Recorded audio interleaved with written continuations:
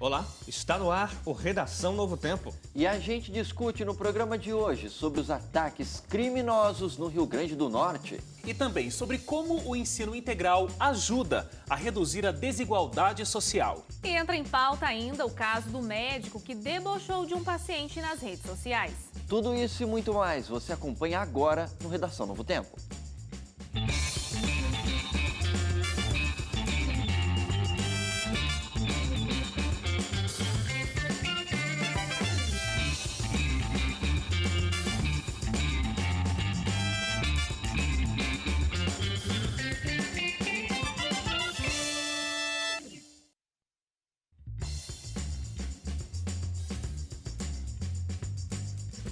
Começa agora o nosso Redação Novo Tempo. Olha, seja muito bem-vindo e, na verdade, muito obrigado por nos receber aí na sua casa, onde quer que você esteja assistindo ou ouvindo o Redação Novo Tempo, que acontece na TV e na rádio simultaneamente. Você sabe que a nossa conversa aqui é muito livre, muito aberta e a gente conta sempre com a sua participação. Ela é, obviamente, muito importante.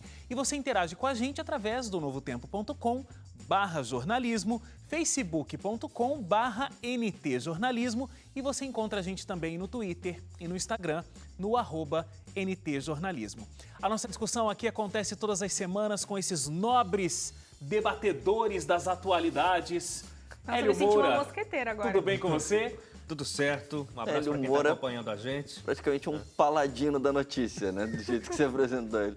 André Leite, já que você se introduziu, tudo bem? Olá, oi Wagner, oi pessoal que está acompanhando a gente. Depois eu quero mandar abraço, mas Manda eu deixo... agora. Agora? Já é hora? Valendo? Valendo? Olha, eu tenho dois abraços para duas pessoas que acompanham o nosso programa e comentaram nas redes sociais e eu prometi para eles que eu ia mandar um abraço aqui. Eu não conheço eles pessoalmente, só pelas ondas da internet. Não existe onda na internet, né? Eu acho que esse propaga em ondas também, né? também, Não né? sei. Se Pode for, ser se também, for se o for- Wi-Fi, É, 3G eu não se sei. a pessoa usar o Wi-Fi, sim. Que É seja. a Raíssa Torres, que acompanha a gente de BH, no estado de Minas Gerais, e ela disse que ela acompanha o Redação, Identidade, Revista e Jornal da Novo Tempo. Ela falou que não perde Tudo. nenhum dos nossos programas do jornalismo. Que Então, um maravilha. abraço pra Parabéns, Raíssa. Parabéns pra Raíssa. Raíssa. Abraço, viu, Raíssa? Obrigado. E também o Cedinei Oliveira, que é do Rio Grande do Sul. Um abraço, Cedinei, que ele disse que não gosta de...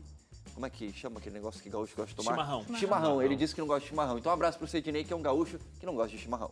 Deixa eu mandar um abraço aqui também, antes da Suzane, porque eu que vou apresentando todo mundo. Ó, o Matheus Silva pediu o seguinte: Wagner, gosto muito do Redação Novo Tempo, manda um abraço pra mim, sou de Barreiras, na Bahia, tenho 16 anos e assisto vocês todos os sábados 16 anos. e admiro todos e quero ser jornalista um dia. Olha só. Legal, Matheus, muito obrigado pela sua audiência, Quem sabe viu? o dia que você se formar, Matheus, você pode vir e ocupar o lugar da Suzane, quem sabe? né? Aê! E quem Já tava sabe... dispensando. E vamos tomar cuidado para você não assistir o Redação e desaprender aí alguma coisa, viu? Antes de entrar na Só faculdade. não vai ser rico, né? Suzane, eu não concordo com o Leite. Você é muito bem-vinda neste Ah, sofá. que bonitinho. Muito obrigada. Não, você também é bem-vinda, Suzane. Eu só Se falei for que trocado, é Não, que possível. vai que ela fica grávida e por um período ela quer Tá. tem que cuidar do Entendi. neném. Só por aí. isso, Por né, isso, Leite? entendeu? Tá É. certo. Bom, eu vou mandar os meus abraços aqui. Hoje, em especial, pro Misael Santos, pro Jairo Júnior, pra Thaís e Raquel, pra Paula, Eduardo Garcia e a Isabela Lenz. Um grande abraço pra vocês. Hoje eu fui rápida. Olha, foi. Imagina, sempre é rápida. Vamos lá para os nossos destaques de hoje, então? Hélio Moura, vamos começar com você, como sempre. Qual o destaque Começa que você comigo? traz essa semana? Olha, esta semana a Comissão Especial do Impeachment no Senado fez a última reunião. Foram 30 sessões ao longo do processo inteiro do impeachment lá no Senado. E essa reunião foi aquela para votar, a última reunião que foi na quinta-feira, foi para votar o parecer final do relator Antônio Anastasia, que pede que a presidente Dilma Rousseff seja julgada pelo Senado.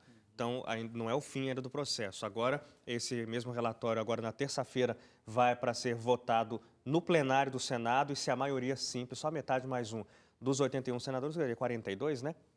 Se 42 senadores votarem também a favor desse parecer, aí então a presidente Dilma vai a julgamento. Aí é o julgamento mesmo. Isso deve ocorrer só no final do mês, ou 25 ou 29, o Lewandowski, que é quem comanda esse processo, ministro-presidente do STF, ele já disse que ele preferiria fazer a partir do dia 29, que é uma segunda. Então, o mais provável é que realmente agora na terça-feira o plenário do Senado também decida pelo julgamento e aí a presidente teria que ir então a julgamento final no final deste mês. Aí a gente pode comprar sua passagem para você ir lá fazer a cobertura. Aí pode comprar. Tá bom. Olha só. Leite, qual é o seu destaque? Olha, o meu destaque é uma coisa séria, curiosa, a gente pode chamar, mas eu acho que acima de tudo é uma coisa triste, que é o que está acontecendo na Venezuela. Eu não sei quantos dos nossos telespectadores e ouvintes têm acompanhado, mas existe uma grave crise de abastecimento de alimentos na Venezuela por conta de sérios problemas políticos Bom, a gente vê como problemas políticos. O presidente atual da Venezuela não vê como um problema político isso, e sim como fatores internos e a oposição querendo boicotar a Venezuela. Mas, de qualquer forma, o grande problema é que 85% da população venezuelana hoje tem dificuldades para comprar alimentos básicos para sua alimentação. Tem vários venezuelanos que, inclusive, às vezes só fazem uma das refeições porque não tem condições de achar alguns alimentos e, às vezes, se acha, não consegue comprar, porque a inflação da Venezuela é a maior do mundo nesse momento. E o que aconteceu nessa semana, que me chamou a atenção, que eu digo que é triste, é porque tem a ver com toda essa situação, e foi um decreto do presidente Nicolás Maduro obrigando todas as empresas, públicas ou privadas, a cederem qualquer funcionário que tenha condições físicas e até mesmo de conhecimento para trabalhar no campo para ajudar nessa crise de abastecimento da Venezuela. Então, a partir desse momento, por que ele pode dar um decreto, né? Porque geralmente presidentes não podem fazer isso, tem que passar pelo Congresso e tal. Só que lá eles estão num estado de emergência econômica, que foi aprovado antes mesmo, inclusive, do parlamento atual, que faz oposição ao Nicolás Maduro, ter sido escolhido. Então, ele já decretou, então a qualquer momento, funcionários tanto de empresas privadas quanto públicas, podem ser chamados a trabalhar por 60 dias como agricultores, e aí eles continuam recebendo normalmente. Só que quem vai pagar o salário deles nesse período... Não, nesse período de 60 dias que eles podem vir a trabalhar no campo, é o governo venezuelano que paga o salário. A empresa continua pagando os encargos sociais. Mas esses 60 dias podem ser prorrogados por mais outros 60 dias, caso haja uma necessidade. E muita gente, principalmente pessoas de fora, mas opositores ali na Venezuela, veem isso como trabalho forçado, né? A Anistia Internacional, inclusive, a diretora da Anistia Internacional para as Américas, disse que tentar enfrentar a forte falta de alimentos na Venezuela, obrigando as pessoas a trabalharem no campo, é como usar band-aid para tentar curar uma perna fraturada. Realmente, a situação na Venezuela, de todas as formas possíveis, não está fácil. Eu até acho que uns dias atrás eu vi uma notícia bem triste também, né? Que vários animais do principal zoológico de Caracas estavam morrendo porque não tinham alimento para comer. Parece até situação de guerra, né? Onde os países começam a... Como é que chama? Buscar as pessoas para irem ao fronte de guerra. Recrutamento? Recrutamento, acho que sim, Né? Me lembrou isso, me pareceu isso. Até que a gente situação a gente espera que possa se resolver logo e tal, mas realmente a oposição não tem conseguido, até esse exato momento, ainda, de alguma maneira, pelo menos tirar o Nicolás Maduro de uma maneira, a gente pode dizer assim, um pouco mais democrática, porque eles têm feito várias manobras para que o Maduro não saia de lá e tudo mais. Mas se entende que, por conta da forma que a política é feita na Venezuela, a situação está do jeito que está hoje em dia. Suzane. Olha, essa semana me chamou a atenção a história do Michael Phelps, que eu acho que muita gente conhece, ele é um nadador e tem 18 medalhas, simplesmente 18 medalhas de ouro já conquistadas. Eu acho que o que muita gente não sabe... Olímpicas. O que muita gente não sabe é a história de superação dele.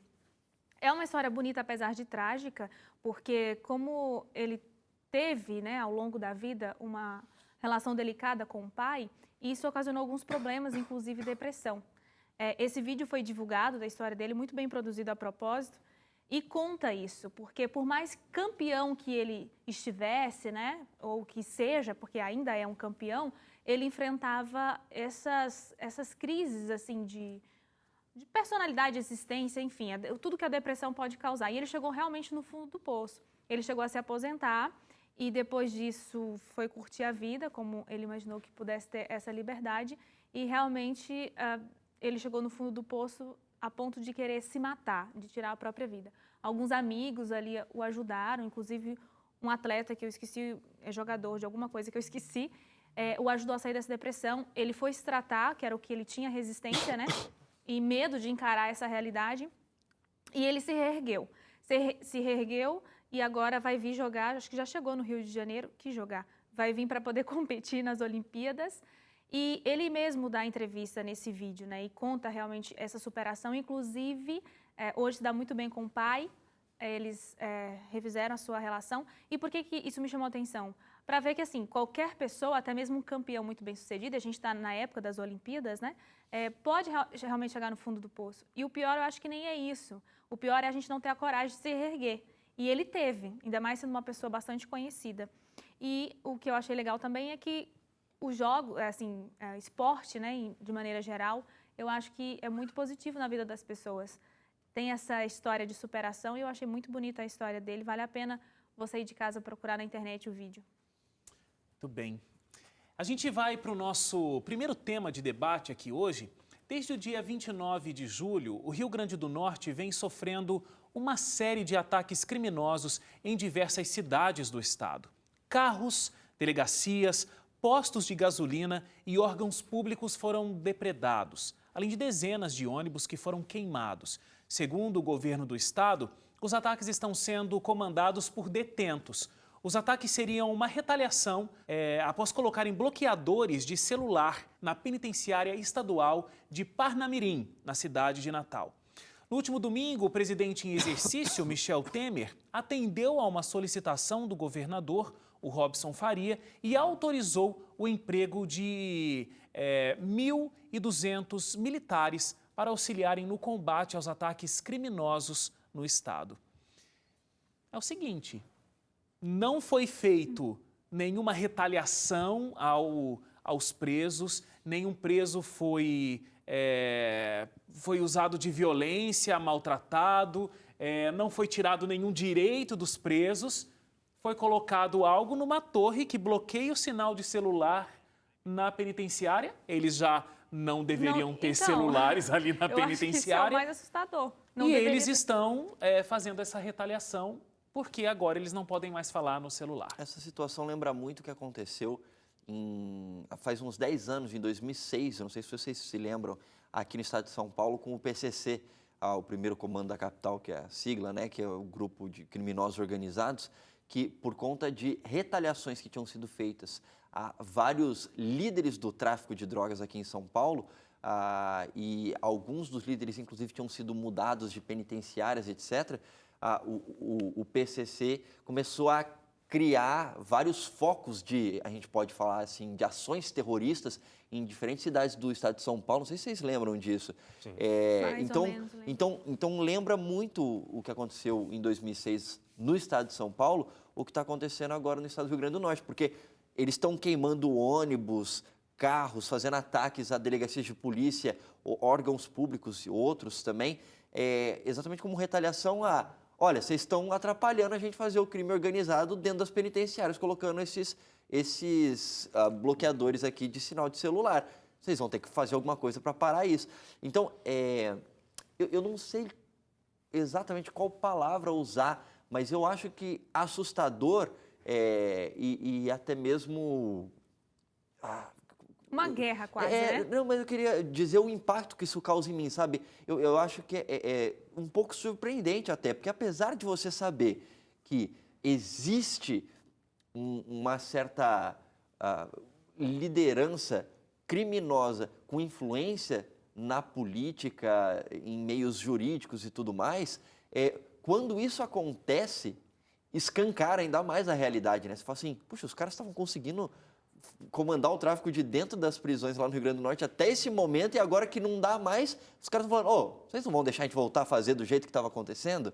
Então isso é meio assustador. Eu acho que o mais assustador também é saber que existem esses diversos aparelhos dentro das penitenciárias.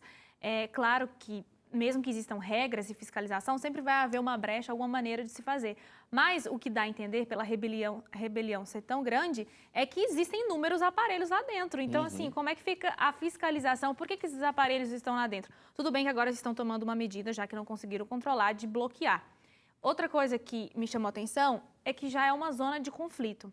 O que dá a entender, mesmo a gente olhando de longe, e me desculpe quem mora lá no norte, é que como existe essa bagunça, agora que de repente quiseram ser mais severos ou mais usar o punho forte mesmo, os caras não vão permitir. E aí entra nessa disputa de poder. Eu estou falando por parte do órgão público, porque já é uma penitenciária com problemas, né? Então, eu acho que não é uma questão de uma região específica, eu acho que isso é generalizado em todo o Brasil. Porque você para pensar, você tem essa situação, você olha nos jornais, praticamente toda semana você tem algum tipo de notícia de diferentes lugares do Brasil falando que, esses dias mesmo eu vi que entrou um celular, pegaram a pomba com um celular, levando um celular para dentro de uma penitenciária. Então as pessoas acham as maneiras mais esdrúxulas para conseguir colocar o celular lá dentro. E é aí que eu acho muito útil a ação tomada inicialmente, localmente, nessa penitenciária de Parnamirim. Mas, segundo a Secretaria de Segurança Pública do Estado do Rio Grande do Norte, a ação vai se espalhar para outras penitenciárias também, de colocar bloqueadores em outras penitenciárias. Eu acho isso muito importante e que deveria ser uma prática também em outros, porque evitar a entrada do aparelho, pelo que a gente já viu ao longo dos anos, não vai ocorrer, porque ou é o parente que consegue dar um jeito e leva, ou é algum agente penitenciário que facilita essa entrada em troca de alguma coisa depois, ou até mesmo porque estaria sofrendo ameaça de algum detento, de algum familiar de detento, enfim. A entrada dos aparelhos, pelo que a gente já viu, não vai parar de ocorrer. Então, o que tem que se fazer é bloquear o sinal, para que esse aparelho lá dentro não tenha utilidade para esse criminoso. E eu acho muito útil o que está sendo feito no Rio Grande do Norte. Agora, a represália dos criminosos em fazer esse confronto, esse terror ali, tem que ser combatido e eu acho que o Estado está fazendo muito bem, recebeu o apoio da Força Nacional, do Exército, que já chegou às ruas no Rio Grande do Norte para combater isso aí. E o Estado tem que ter pulso firme agora, de manter-se e falar, não vamos arredar, a gente não vai voltar atrás. E manter a política de colocar os bloqueadores, sim. Agora, e que isso sirva de exemplo para outros locais do Brasil, né? Porque como vocês estavam comentando aqui, essa história de celular não é uma novidade, né? Todo dia sai uma notícia de um celular que foi apreendido, o Leite deu essa história da pomba, é um negócio incrível, Chega fantástico. a parecer uma piada, né? Uma pomba recado que vai lá para deixar um celular. Por quê? Porque eles movimentam milhões de dentro da cadeia. Eles movimentam milhões, bilhões de dentro da cadeia. E insegurança, porque os chefes do tráfico estão muito seguros dentro da cadeia. Sim, eles estão extremamente protegidos. Então, quem é que tem o poder de controlar a nação? É o Estado ou é o preso ali dentro da penitenciária que a gente não consegue fazer com que ele não se utilize de um celular? Agora, é muito impressionante isso. O STF nessa semana trouxe uma decisão que assim, parece contrária, mas é que assim, uma das formas que os estados poderiam ter de fazer o bloqueio do sinal seria obrigar as operadoras de telefonia a bloquear o sinal na região. A instalar as antenas. As antenas bloqueadoras ali na região para impedir. O problema é que na região da o que as operadoras alegam é assim, olha, eu não consigo restringir a ponto de afetar só o presídio. Se houver usuários em volta, pessoas que moram em volta, também vão ser afetadas. Então, o STF proibiu essa obrigatoriedade de as operadoras instalarem. Mas existem outras formas. Além disso, é a questão do custo, né? As operadoras falaram, isso é uma questão que cabe ao Estado custear e não às operadoras. E aí, por isso que até teve essa discussão aí. Né? Eu falei essa questão de movimentar milhões e tudo mais de dentro da cadeia. Agora, vocês viram, né? O secretário de Segurança do Estado, ele disse o seguinte, que essas pessoas elas não querem obter um lucro econômico fazendo isso, mas o que elas querem é realmente espalhar o terror.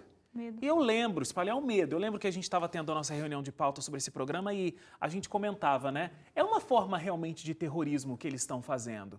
Tem uma conotação um pouco, ou tem uma atuação um pouco diferente do que acontece nesses atos terroristas de Estado Islâmico e coisas do tipo que a gente tem acompanhado ao redor do Mas mundo, é a mesma linha mas não deixa de condutora. espalhar o terror, né? Então, através da força, através da violência, através do Do poder de pânico. fogo, eu espalho o pânico, o medo, o terror e um estardalhaço social. Não sei para onde eu vou e imponho. Agora, será que é só isso mesmo? Aqui no Brasil, eu digo, é uma simples vontade de impor o medo ou tem muito de movimentar uma grande economia também de dentro do presídio? Eu julgo que seja isso daí. Eu concordo com o que o secretário disse, até porque uma das conversas interceptadas, o criminoso, ele alerta a pessoa, que eu acho que é um familiar, a não sair de casa depois das 6 horas e anunciar isso para as pessoas mais queridas e tudo mais, porque eles vão tocar o terror mesmo na cidade. Então, você já vê que é uma ameaça, assim, tipo, a gente não vai ceder também. O Estado está dizendo, a gente não vai ceder. Mas eles também estão dizendo, a gente não vai arregar, a gente vai encarar e vamos ver quem é que ganha essa guerra. Então, você que está aí, para você não morrer na rua, por um acaso, né, que você não está enfrentando esse conflito, fica quietinho na sua casa. E as pessoas... Bom, penso eu que quem realmente for um pouco mais assustada como eu vai ficar realmente dentro de casa quietinha, né? E é ruim isso em vários níveis, né? Por exemplo, Natal, que é a cidade do foco, o gancho aqui da Aquela hora eu nossa falei discussão. norte, eu quis dizer Rio Grande do Norte.